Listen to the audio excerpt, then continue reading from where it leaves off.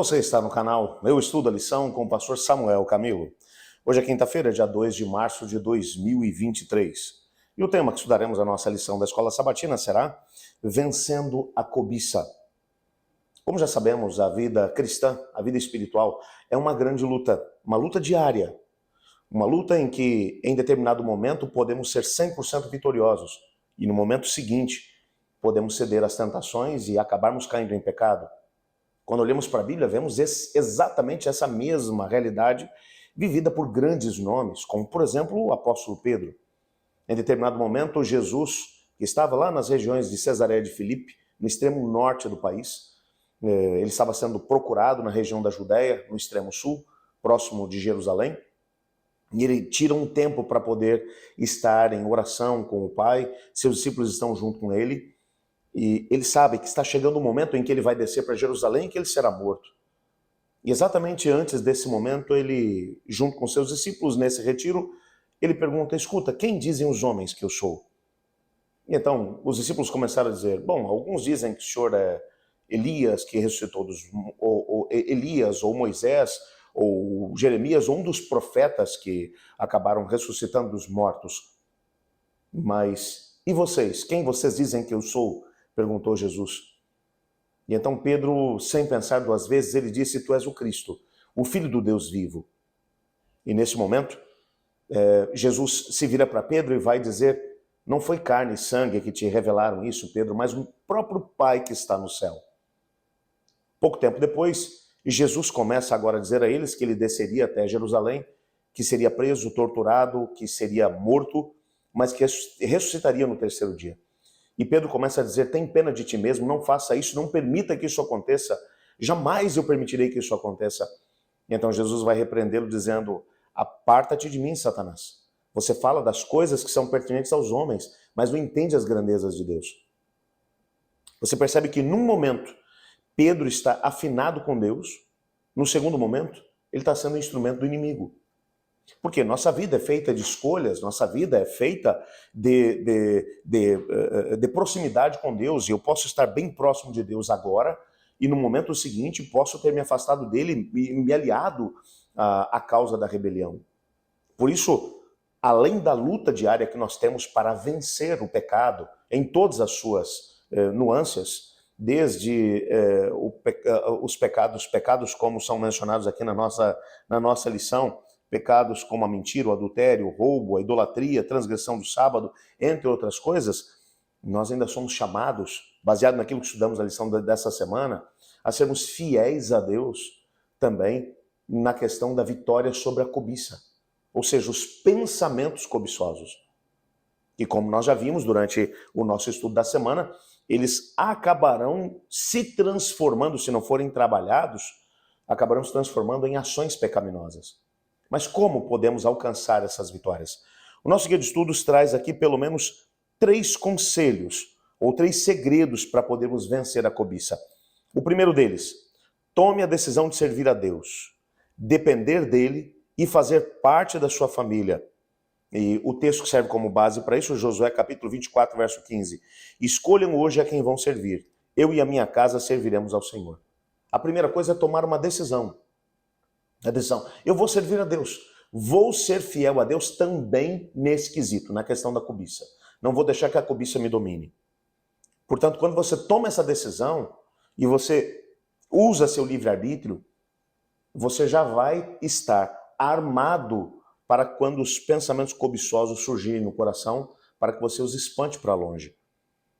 Um segundo segredo, ore diariamente e inclua na sua oração Mateus 6, verso 13, que diz assim, e não nos deixes cair em tentação, mas livra-nos do mal, pois teu é o reino, o poder e a glória para sempre. Amém. Ao sentir cobiça por algo que você sabe que não deve ter, ore sobre isso, reivindicando as promessas de vitória da palavra de Deus. Então, todos os dias, ore por isso. Não nos deixe cair em tentação. Que você vai ser tentado, você já sabe que vai. Mas a oração deve ser, não me deixe cair em tentação. Então, quando surgir o pensamento cobiçoso, você toma a decisão, não, eu vou servir a Deus. Não, eu vou servir a Deus. E então, você está se sentindo tentado a permitir que a cobiça continue a surgir no teu coração, seja por qualquer situação, seja pelos bens materiais, seja pelo pecado, seja por aquilo que pertence a outro, não importa o grau de cobiça, você toma a decisão de, Senhor, não vou permitir que isso tenha lugar no meu coração. Então, não me deixe cair em tentação, mas me livra do mal. E outro segredo, o terceiro segredo é, seja regular no estudo da palavra. Salmo 119, verso 11, vai trazer aqui uma promessa. Guardo a tua palavra no meu coração para não pecar contra ti. O segredo do salmista era esse. Se a palavra de Deus está no coração, lembra do que Jesus fez quando ele foi tentado pelo diabo?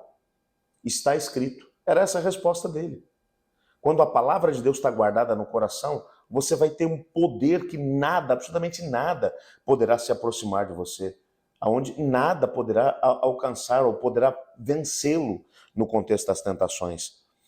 Há um texto que aparece aqui também, de Isaías 55, versos 6 e 7, que eu acho que vale a pena compartilhar com você, que diz assim, busquem o Senhor enquanto ele pode ser encontrado, invoquem-no enquanto está perto, que o ímpio abandone o seu mau caminho e o homem mau os seus pensamentos.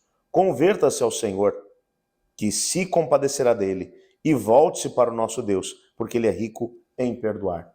Você percebe que aqui há uma promessa, inclusive, em relação à questão dos pensamentos, que o ímpio abandone o seu caminho e o homem mau os seus pensamentos. Converta-se ao Senhor.